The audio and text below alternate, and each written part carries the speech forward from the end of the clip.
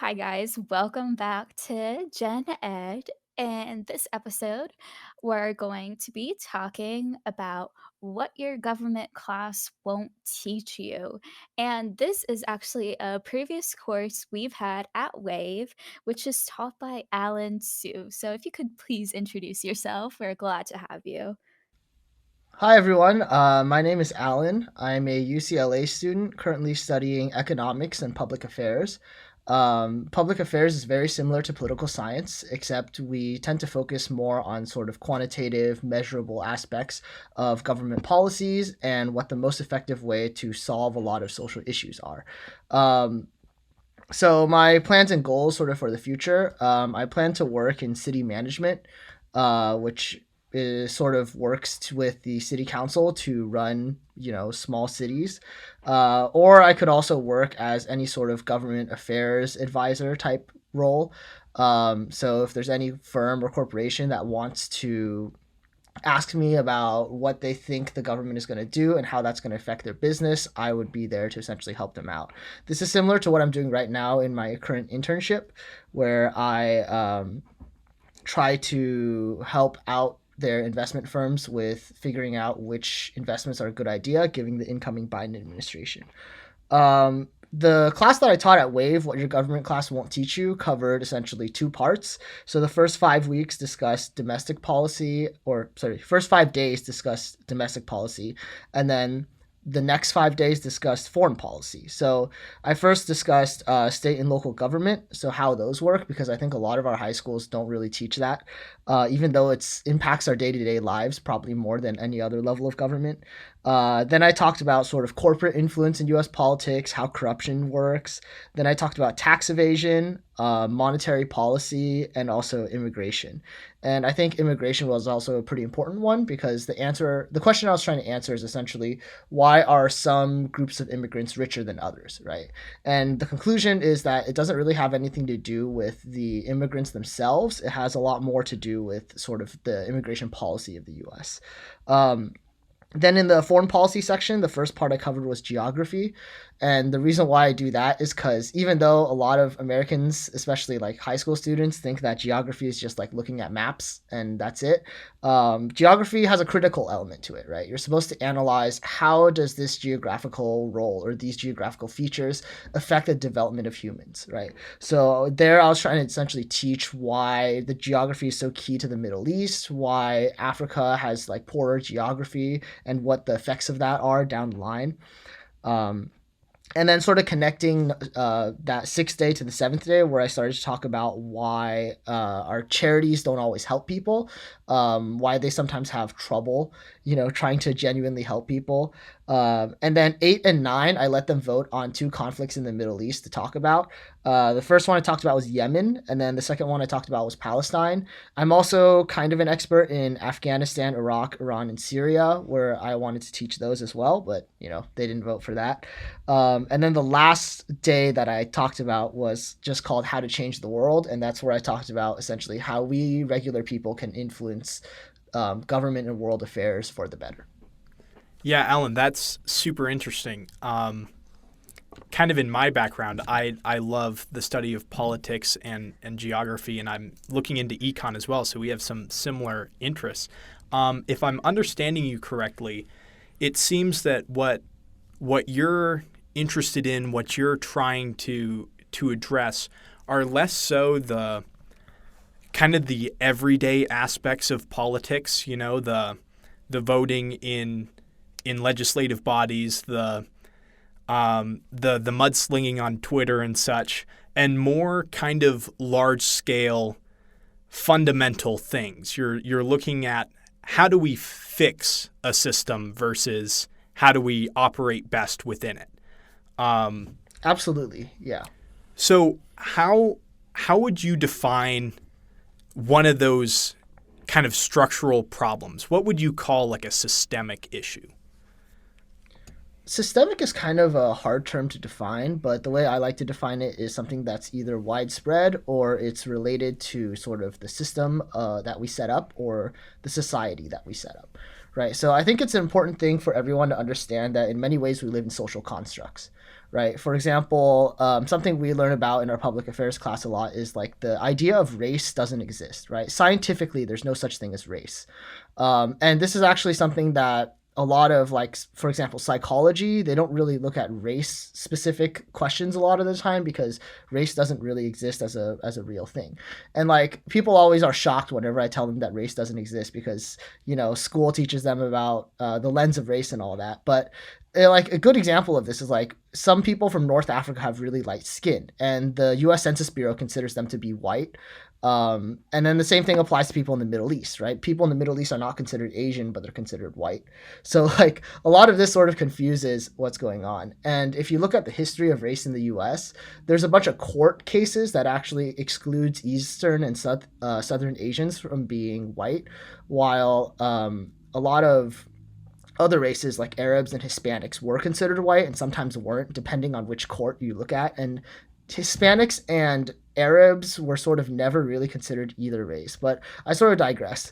Um, when we're looking at systems and the way systems are set up, I think it's important to sort of look at how those systems are set up and how they can sort of punish certain people through no fault of their own, right? So, like, for example, systemic racism is probably a term that you heard of a lot. So people always say, like, oh, there's no law that's explicitly racist anymore. And, while that might be true, you sort of have to look at this as a whole systemic and sort of historical issue, right? The way that we've set up our system makes it so that people who are oppressed for hundreds and hundreds of years are essentially just now being given a fair shot. And when they didn't have a history of sort of like generating wealth and building up that wealth and being able to pass it down to their children, it makes it kind of difficult. Like if you're asking for sort of a more global picture of what a systemic issue is, we can talk about climate change. For example, this is like literally an issue that affects the entire planet, that affects our entire society and system. And it also is a problem within our system itself. For example, it's a problem in the way that our economies develop, that we need to use fossil fuels in order to develop. For example, if you look at the Paris Climate Accords, one of the stipulations that they write in basically any climate agreement is that while Western countries need to make renewable energy faster, more developing countries are allowed to continue to burn fossil fuels. And the reason why is because historically speaking, the worst polluters have always been the Europeans and the Americans. And even today, even though China like burns the most fossil fuels, they still haven't burned as much as Europe and the US in like the history of the world, right? So then this becomes a huge systemic issue, like what is fair? And I also think climate change is a very widespread sort of global issue. So it's also like a threat to our society as a whole. So yeah, those are just two examples. So you were talking about these like systemic problems. Um, so do you think you don't like get up and decide like, hey, this is a systemic problem? Like, is there a time period you could say it originated or started, um, or how it's like compared from the past to now? Have we gotten better at potentially solving some of these issues, or have we gotten worse? I would actually say it depends. I think it's hard to say that we're generally better or generally worse without really getting to the nitty gritty. For example, like if you're looking at the time frame from like 1965, obviously I would say like racism has gotten better. But if you actually look at statistics on school segregation, you can see that schools were most desegregated in like the 1990s, and then they would just start to get more segregated. And the reason why is essentially that very rich white suburban neighborhoods realized that they could just cut out their own school districts and exclude like ethnicities they didn't like. So that just created more segregation. And this didn't occur in like the deep south or anything. It occurred mostly in like California and also, in liberal northeastern parts of the US. So like it's very hard to say if these issues are getting better or worse, right? And I think climate change is also one of these things where like obviously we're emitting more CO2 every year, and it does appear to be getting worse, but at the same time like governments seem to be taking this more seriously. And on an economic level, there is sort of a benefit to renewable energies at this point, where solar and wind are becoming so cheap that it may just not be politics, but it might be economics that is just going to shift the whole thing. Yeah. Kind of going off of you said kind of a couple of really interesting things there. Hmm. One thing, though, with you talking about the end of segregation and yet the beginning of white flight in Hmm. suburban neighborhoods, would you say that there is any sort of pattern between governments cracking down on systemic problems, particularly issues of inclusivity, and then the burden of that systemic issue being passed to the culture as a whole? So whereas the government was instituting segregation before, now it's the people themselves. Right, right. I think there's a interesting point that you bring up here, right? That in when I talk about all of these issues, they're a lot of the times based on social constructs, right? They're based on things that we sort of made up ourselves. And I think it's important that we realize that, because if we realize that the problems are made up ourselves, then we ourselves can fix it, right? Um, but you're talking about sort of this political and social like difference, right? In that sometimes the political lens wants us to progress while the social lens wants us to regress, and they don't always line up properly. I think part of that just has to do with voting behavior, that if we don't vote for politicians or like community leaders that we like, then they're not going to like directly represent our views, right? um but the other thing I wanted to bring up was there was actually a couple court cases. I forget the names exactly, but they used to allow judges to go into certain areas and integrate different school districts to try to make it so that they're not segregated anymore. And that was banned in like I think in the 80s, late 80s, early 90s. So that's when people started to self segregate themselves from other school districts, right? And I think that that's an important thing to note, in that a lot of the times the way that our political system is set up can allow individuals to do things that they otherwise weren't allowed to do, right? And allow local and state governments to do things that they otherwise weren't allowed to do, right? So that's why it's sort of important to follow what's going on in the political world, because it will affect your everyday life. Yeah. Yes, so I'm just going to bring up the issue of redlining since you were pretty Hmm. much just talking about that.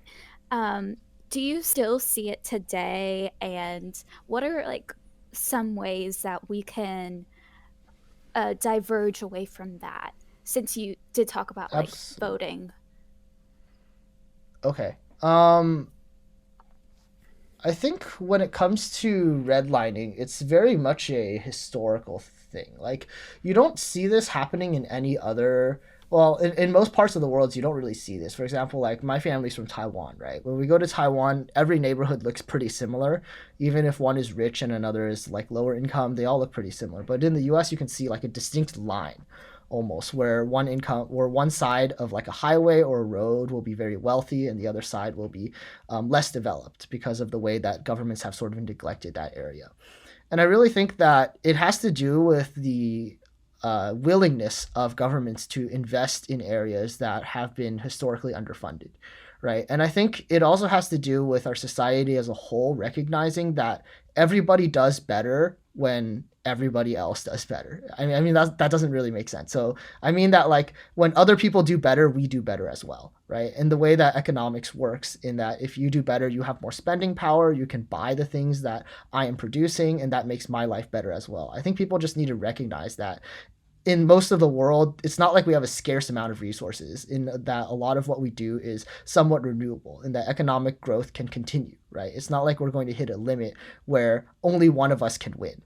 And I say this because I think a lot of conservative politics revolves around this idea, right? That everything is scarce and we're in constant competition with each other. Um, for example, Lee Atwater, one of the RNC heads, once said that this is sort of how they want to appeal to the more extreme ends of the conservative party in the 90s, conservative Republicans in the 90s. And what he said was that all you have to do is promote policies where the white people are hurt less than black people. Right. And then when I heard him say that, and I finally heard that recording, it kind of made sense, right? In that I understood like this is what the whole goal is, right? It's that you just need to make it seem like we're all competing with each other, when that's not how societies should work, and that's not how successful societies should work, right? You've made a point several times now that that a lot of these issues are kind of constructs of our culture and our society. Um, Hmm. and you also mentioned that in relation to climate change, that as kind of governments have faced greater pressure and as economic incentives for renewables have increased, it's while we continue to emit more carbon emissions, there's kind of a feeling that things will turn around because incentives are turning Hmm. around. Um, Right, right. so would you say that the most effective way to solve these issues is for kind of the everyday person to change their views, um, to shift away, to start pressuring their governments to end these things? I would say yes. Yeah. I think people are very surprised on what average people can do. A lot of people think that their vote doesn't matter, and obviously, in some instances, it doesn't. Like with the Electoral College, if you live in California, your vote doesn't really matter. But I always encourage people to sort of look bigger picture, right? In that, like, there are propositions on the ballot, there are state legislators on the ballot, right? There are, congressmen, congresswomen, there are senators, there are people who are like your local city council member, right? Or your county board of supervisors. All of these people can affect politics at a very local level and at even a state level, right? And with California being like, I think the fifth largest economy in the world, it's very important that what we do sort of reflects on the rest of the world, because there are some instances where foreign governments want to deal with California directly. And there are other instances where sort of whatever we do, everyone else follows, right? Because we set an example for the rest of the union on what to do, but also what not to do. So I think that people underestimate how much power their vote has. So I think that it's very important for everyone to be educated and to vote. And you'll sort of hear me talk about this a lot more later. So, I guess going off of what you were just saying about being educated, Yeah. and the whole point of your course is what your government class won't teach you. Hmm. So, would you say there is like a difference in what we should be learning in schools and what we actually should be learning in schools? Um, Oh, absolutely. Absolutely. There's a difference in what we should be learning in schools and what we do learn in schools. I actually come from Silicon Valley, Palo Alto, right? So I think our school focuses a lot on sciences, right? We have a lot of classes that are science related, and we have almost no advanced or like honors classes that are social science related. And I think this is a very, very harmful to the way that a lot of our students think. And it actually wasn't until like this year when people started asking me for my advice because of COVID, or actually not this year, last year, with COVID and George Floyd and all that, people started asking me about my opinion about politics, even though I was sort of like a very rare kid at my school who was genuinely interested in sort of political stuff that's going on, right? Like my class covers what your high school government class won't teach you, because I think a lot of our civics classes excessively focus on the federal level when a lot of like things that affect our daily lives don't necessarily take place on the federal level, and state governments and local governments don't always do exactly what the federal government does.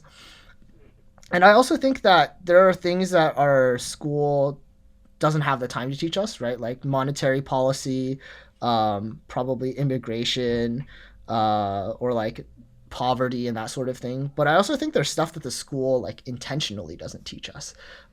Like I noticed that there's this issue of like American exceptionalism a lot of the time, in that whether intentionally or not, schools tend to promote this idea that like, oh, the U.S. is the best place in the world. We always figure out a way to solve all our problems. We always move forward.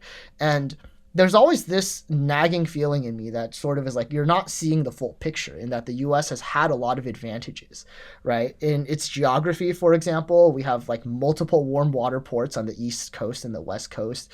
We have a very mild climate. We have the middle of the country is very fertile and easy to like farm. If you compare like the US to, for example, the Democratic Republic of Congo, where most of the country is jungle, they have little access to the sea, you can sort of see why one country is successful and another country is not. Now, obviously, there's multiple reasons why a country is successful, but I think that American education fundamentally doesn't represent geography as a reason why countries are successful. And I think that leads a lot of kids to grow up and think, oh, America is successful because we're just so great, right? Because of who we are, because of what we do. when I'm pretty sure if you were to try to make an American type society in another country, it wouldn't work so well, right? Simply because of the way that the whole geographical system is set up. If you're interested in like further reading, I recommend The Dictator's Handbook and also Guns, Germs, and Steel. Both of those sort of cover leadership and also, geography related questions. So if you're interested in those. In regards to that, kind of an implication of what you're just saying is that as we kind of look to improve our own nation's issues, to what degree do you think that we can look to other nations that have been more successful in whatever regard we're trying to fix, in fixing our problems, as you've just stated, their inherent differences may cause discrepancies in success? I think that's why so much of public affairs, and even like if you go to college and study geography, a lot of what we're doing is like a lot of statistical modeling, and that's kind of important because it helps us recognize like what are the differences and what are the correlations that we can see. It allows us to correct for other variables that might change the way that our systems interact with each other. But I do think you bring up a good point that there are cultural differences, right, between like Americans and Europeans, and that's why there's a lot of arguments against why we can't do what they've done. And I think to a certain degree, a lot of those or some of those arguments are true, but I still think that another big problem is just the social aspect. Sort of like, do we have the mindset to actually do this? For example, there was once a person, I think he was a German person on YouTube who was explaining how Germany's healthcare system works, and he points out that in German healthcare, a lot of it is federally run, but people have a different mindset about healthcare than most Americans do, right? In that there is a general consensus across the country that people should be healthy, right? And they always pressure their friends and families to be healthy, and they always try to, push that narrative a lot. And he says the reason why is purely economical, because like if I am healthier, then you pay less in taxes, right? Simple as that, because it's a public healthcare system, right? And he says that that's a big thing that Americans don't seem to realize about healthcare, is that it would mean that everyone has to take care of each other's health. And that's part of the reason why the US is so unhealthy in the first place. But I also think that Americans sort of, in some instances, they just want to be left alone, right? They don't want the government to tell them what to do, to tell them to be healthier or less healthy. And I think that's going to be a huge hurdle that we have to jump through if we want to implement any sort of single payer healthcare system or anything of the like, is that we need to understand that public health is a public concern, right?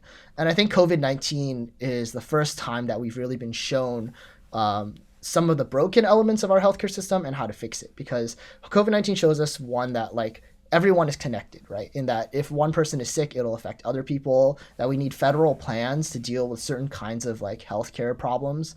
But I think on a deeper level, it shows us a lot of sort of solutions to the healthcare problems in the United States. For example, a huge problem that a lot of people always talk about is pharmaceutical prices, right? Like, why are drug prices so high? But if you, like, for example, insulin is like $330 per vial in some areas, but in other countries it's much less. And the reason for this is negotiation, right? In that the government will negotiate with the corporations to establish a baseline price and say, this is how much we're willing to pay for everything. And I don't know if Americans realize this yet, but that's exactly why COVID vaccines are so cheap, right? In that this is like a life-saving drug, but each vial costs $5, right? So a total vaccination of a person costs $10, which is cheaper than a vial of insulin, right? By 33 times. So I don't know if this is finally causing some gears to turn in the minds of Americans, that like pharmaceutical prices are not expensive because they're hard to produce. They're expensive because these corporations are trying to maximize profits. And if you don't put anything in the way, they're going to try to maximize profits, right? And that's just like a fundamental principle in economics, that if there's no regulations, then uncompetitive businesses will try to maximize profits at the expense of, pretty much anything. So that's something that I think we need to start thinking about more. So, for those who are wanting to combat some of these problems, you were talking about before how tackling local and state government can actually be a lot more beneficial and efficient. So, how Mhm. can we take part in combating those problems on a more local level? I do think it's important for us to, again, educate ourselves and vote more effectively, but also think more about what our state governments can do to help us, right? So I think the biggest like thing that the state government controls that a lot of people always ask the federal government to do for some reason is like education policy. And I also think criminal justice policy as well, right? In that the majority of people who are incarcerated right now are not incarcerated for federal crimes, and they are not incarcerated in federal jails. They're incarcerated in state penitentiaries, right? So if you want to solve criminal justice and like incarceration, then you should definitely be looking at the state level. And I think that's something that California has been trying to do recently, looking at sort of how many people are we jailing? Are we like incarcerating the wrong people? And we should have other methods of trying to like help them out. And I think Oregon is also, I think it was Oregon that recently decriminalized all drugs and sends people to rehab instead. So it's like those types of solutions are what we need to look into with criminal justice reform.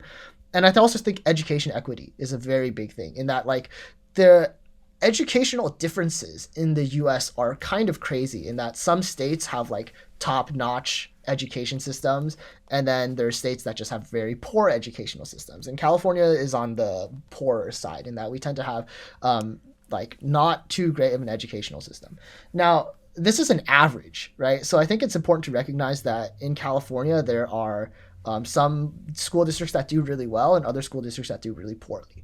And California has recently introduced some bills that have tried to like sort of limit that. So they passed a new bill that sort of has a minimum amount of funding that is given to each school district. And if local taxes and property taxes don't fill up that cup entirely, then the state will sort of cover the rest of it up to a minimum level, right? So I think that this is kind of a good idea in that it limits or it creates a lot of the sort of economic equity that we're looking for in the educational system, but it still has a lot of the same problems as with just education in general, and that not all of it has to do with money, right? A lot of it has to do with the economic situation of the neighborhood, right? And also do the parents have time to look after their kids, or are they busy working a 9 to 5 job? Just all of these sorts of issues that we're coming across. And I also think healthcare, if and when we finally create a universal single payer healthcare system, the administration of that healthcare is probably going to fall to state governments, right? Just like with Medicaid in the U.S. and with Germany's sort of healthcare system. And I think that that's also something that we should really consider, in that the state government does a lot more than we think. All of you who are going to college soon, I'm guessing, who might be going towards public schools, you're going to need to care about educational policy too, because the state government is the one that funds public universities most of the time. And since the Great Recession, a lot of them just haven't funded public universities at the same level as they did before the recession. Education was one of the first things to be cut, and it just hasn't been a big priority. And I think part of the reason it hasn't been a big priority is just because we stopped caring about it, right? Adults stopped caring about it, and young people stopped sort of going to the polls and voting on education issues. So just funding for education sort of dried up. And I don't know if you guys noticed this, but recently there have been more and more international students coming into the U.S., specifically from like mainland China, but also from other countries. And they go to a lot of public schools. For example, my public school, UCLA. And this completely has to do with just the fact that California can't really, or UCs can't really afford to run the universities entirely on just taxpayer money and our tuition. And at this point, they can charge international students more, so they charge them more to try to fund the operations of their university. And I think that that's something that we need to think about, right? In that there are going to be long-term effects if we don't address a lot of these problems, right? And it's like, do we necessarily think that these effects are good or bad? We need to look at that as well, and also fully understand like the whole issue. So I think that's why it's important for us to educate ourselves and to actually vote. Yeah. Kind of a couple times you've touched on issues that at least to me seem to be rooted in this idea of American individualism, where we're ruthlessly decentralized and we try to break everything down to an individual level, which can be advantageous at times in terms of, building up businesses and such, but also gets in the way of a lot of government policy as governments have taken upon themselves more responsibility over the years. I think this idea of state governments versus federal government in terms of standardizing education is very much an individualism issue. The issue of people wanting to rebel against the government mandates and stuff in regards to COVID-19 is an individualism issue. And I guess as I look at some of the other issues that we've talked about, like climate change, and one that we didn't talk about being LGBTQ plus rights, I see that in the terms of the last decade or so, the American view of these issues has changed dramatically, right? Like 10 years ago, course, yeah. 10 years ago, half the country would have been up in arms if two men were being married, and yet nowadays that percentage has dropped massively. And it's the same thing with climate change, right? The number of people who believe in climate change has increased dramatically. What do you think is required